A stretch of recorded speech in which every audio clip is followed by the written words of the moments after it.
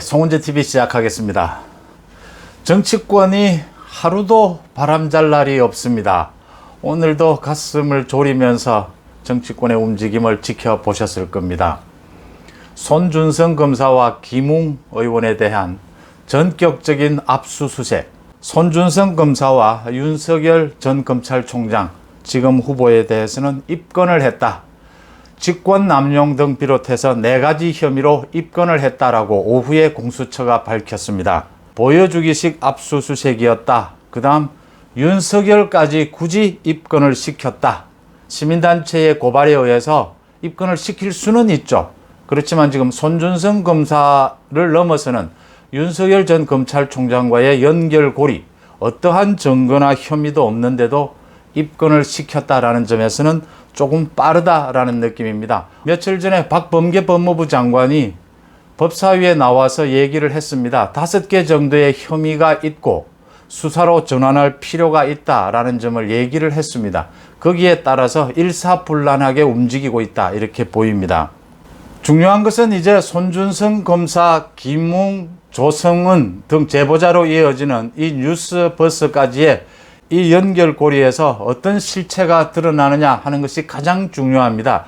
국민의당 안팎에서는 이 부분에 대해서 드러난 것도 있고 드러나지 않은 것도 있고 지금 보도가 된 것도 있고 뭐 이랬는데, 여러 가지의 전망은 손준성 검사로부터 김웅 또 제보자 뉴스버스를 통해서 어떤 자료가 유통이 된 것은 맞다. 이게 뉴스버스에 보도된 것과 같은 손준성 검사가 직접 작성한 고발장이냐, 아니면 중간 유통 과정에서 변질이 된 것이냐.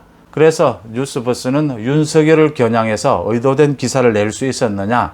대검이 손준성 검사에 대한 감찰, 또 제보자의 휴대폰 조사 등을 통해서 상당 부분 이 연결고리에 대한 어떤 증거를 확보를 했을 것이다. 이런 추측은 가능하게 하는 대목입니다.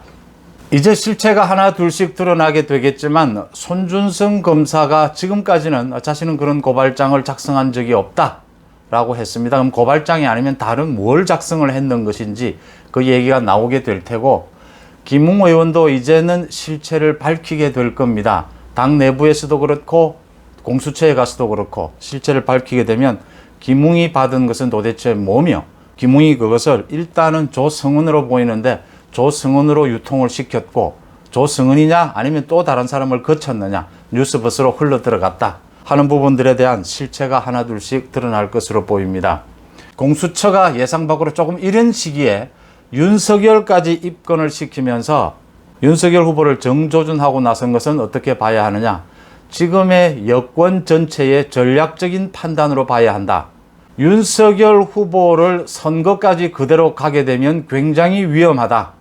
윤석열 후보 자신이 이야기했다시피 윤석열 후보가 내가 그렇게 무섭나 뭐 이런 얘기를 했는데, 윤석열 후보를 그대로 선거까지 가도록 하는 것은 정권 연장에 굉장히 위험하다.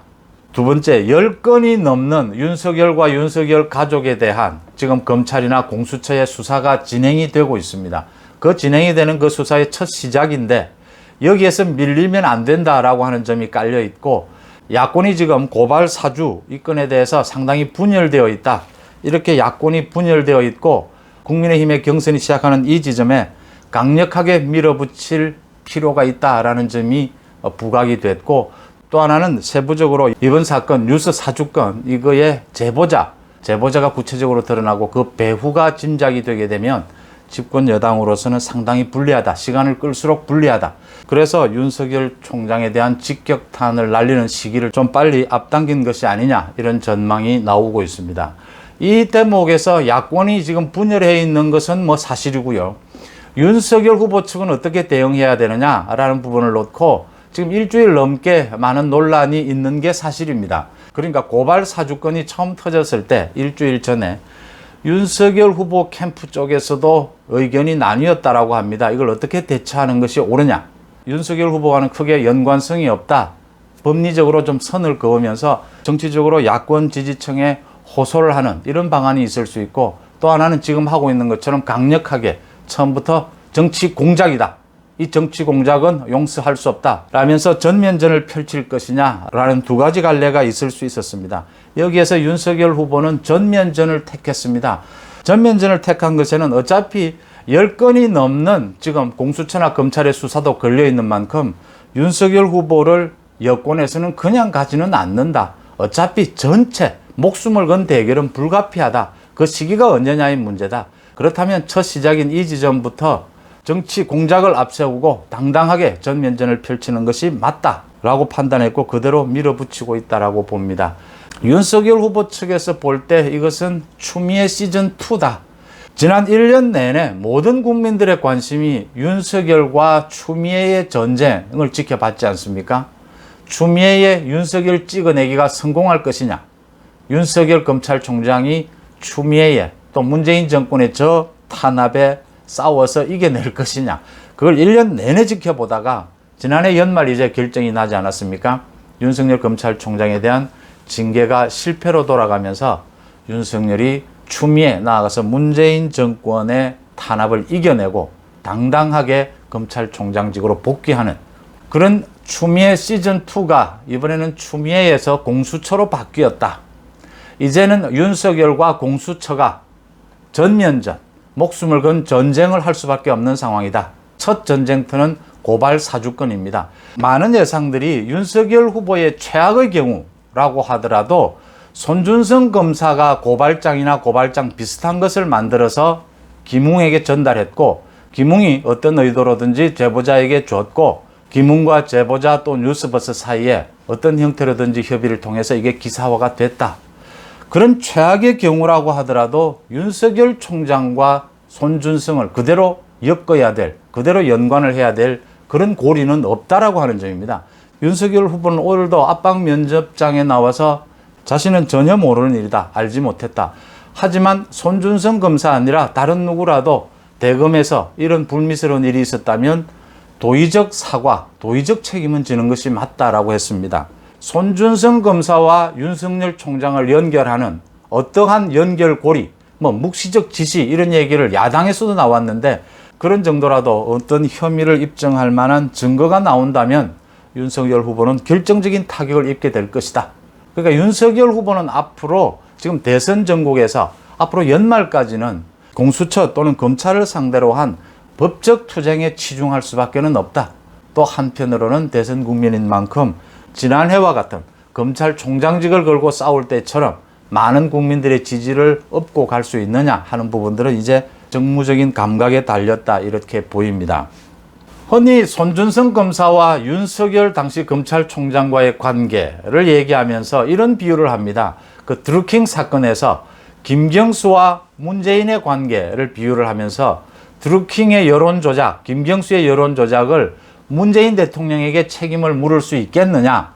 마찬가지로 손준성이 만약 어떤 일을 했다 하더라도 윤석열 당시 검찰총장에게 책임을 묻는 것이 맞느냐. 이런 비유를 합니다. 일견 이 비유는 반쯤은 맞고 반쯤은 틀렸다. 저는 이렇게 봅니다.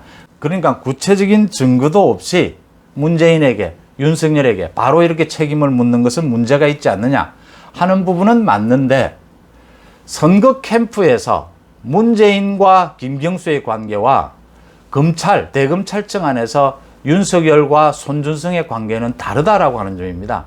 검찰 조직 내에서의 관계는 아무리 친하다고 하더라도 사무적이고 공식적인 자리고 당시 대선 캠프에서 문재인과 김경수의 관계는 그런 것을 훌쩍 뛰어넘는 친밀감, 그게 일반적인 후보 캠프에서도 나타나고 또 문재인과 김경수 사이에는 특별히 그런 것들이 있었다. 그래서 그게 반쯤은 맞고 반쯤은 틀리는데 중요한 것은 윤석열 후보가 자신도 얘기했다시피 내가 만약 관여된 부분이 있다면 증거를 내놔라, 증거를 대라라고 하는 부분입니다. 법적 투쟁을 할 수밖에 없다. 법적 투쟁에 전력을 다할 수밖에 없다라는 점을 선언한 것이고 그리고 지금 집권 여당이 앞세운 공수처에서도 이제 그 증거를 내놓을 수 있느냐라는 점이 관건이 될 것으로 보입니다. 윤석열 후보 죽이기에 대한 문재인 정권의 추미애 시즌2 이번에는 공수처를 이용한 윤석열과의 사활을 건 전쟁 이제 본격적으로 시작이 됐다 이렇게 보입니다. 앞으로도 더 놀랄 만한 일들이 많이 벌어지지 않을까 이렇게 보이고 윤석열 후보 측에서는 지난해 했던 것처럼 법리적으로 싸워가면서 이제는 대선 국민인 만큼 정무적인 감각도 총동원을 해서 국민들의 지지를 얻고 공수처와 싸우는 방안, 그런 방안들을 모색해야 할 때다. 목숨을 건 전쟁이 시작됐습니다. 고맙습니다.